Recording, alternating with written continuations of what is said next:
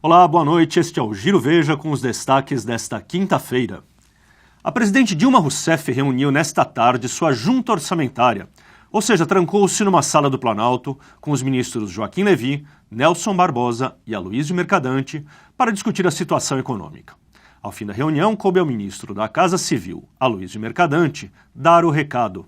Segundo ele, é na cúpula do governo em relação à economia um clima de convergência, de unidade, de dedicação, de arregaçar as mangas e trabalhar. E as especulações sobre a saída do ministro Joaquim Levy seriam apenas isso, especulações. O problema é que todo mundo sabe que não é bem assim. Há uma guerra no Planalto entre visões econômicas. E não são as teses de Levy que têm prevalecido. Daí todo o nervosismo e o burburinho que cercam o mercado. O repórter Luiz Lima dá o contexto. Em meio a especulações sobre uma possível saída do governo, o ministro da Fazenda, Joaquim Levy, diz que fica. A afirmação foi feita ao jornal El País na noite desta quarta-feira. A entrevista na íntegra deve ser publicada no próximo domingo.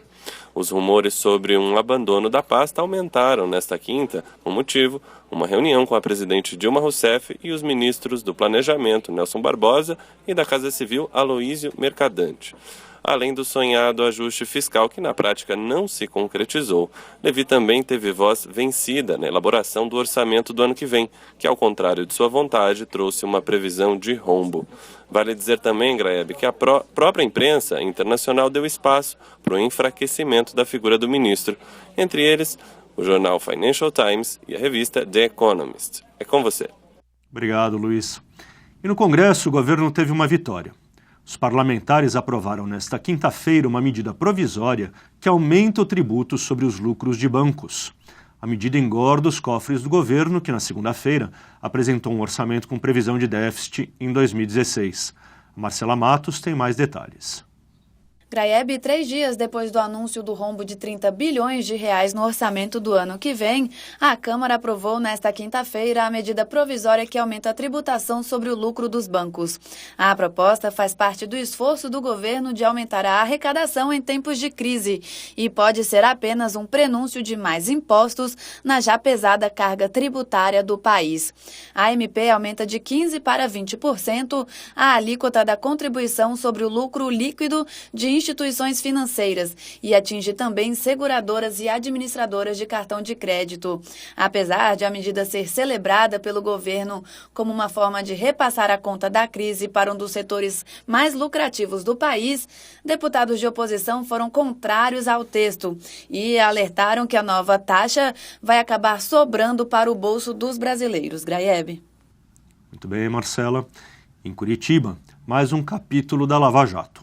Em depoimento, o empreiteiro Ricardo Pessoa, dono da UTC Engenharia, complicou ainda mais a vida de envolvidos no esquema. Ele disse que depositava a propina diretamente na conta do PT e que o mandante dos desvios da Petrobras era o ex-diretor de serviços da estatal, Renato Duque, ligado ao Partido dos Trabalhadores. Larissa Borges conta mais. Olha, foi apenas o primeiro depoimento do executivo Ricardo Pessoa ao juiz Sérgio Moro desde que ele fechou o acordo de delação premiada. Mas as revelações do dono da UTC comprometem ainda mais o ex-tesoureiro do PT, João Vacari Neto, e o ex-diretor Renato Duque. Ricardo Pessoa disse que pagava propina desviada de contratos da Petrobras diretamente na conta do Partido dos Trabalhadores. E tudo a mando de Renato Duque, que exigia contribuições políticas ao PT. O esquema funcionava assim. O ex-gerente Pedro Barusco fazia a aproximação com os executivos e depois Vacari, que nos autos da Lava Jato, retratado como moche, em referência à mochila em que carregava propina, negociava os repasses de dinheiro sujo. Ele disse que o pagamento de propina era a regra do jogo e, em determinado momento, até mesmo automático. Também hoje, o juiz Sérgio Moro aceitou denúncia contra o ex-presidente da Eletronuclear, Otton Luiz Pinheiro da Silva, e contra outras 13 pessoas na fase da Lava Jato que chegou ao setor elétrico. Com isso, passam também a ser réus executivos ligados à Engevix e a Andrade Gutierrez e pessoas que atuavam no esquema de cobrança de propina no Eletrolão. Elas são acusadas de corrupção ativa e passiva, evasão de divisas e lavagem de dinheiro. A Lava Jato chegou ao setor elétrico a partir do depoimento do executivo Dalton Avancini, ex-presidente da Camargo Correia, que afirmou que o cartel de empreiteiras formado na Petrobras também funcionava na Eletrobras e na Eletronuclear. Obrigado, Larissa.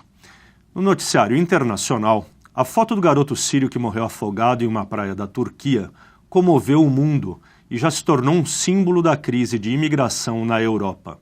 O pai da criança de apenas 3 anos contou à imprensa detalhes da tragédia. O relato é de Julia Brown.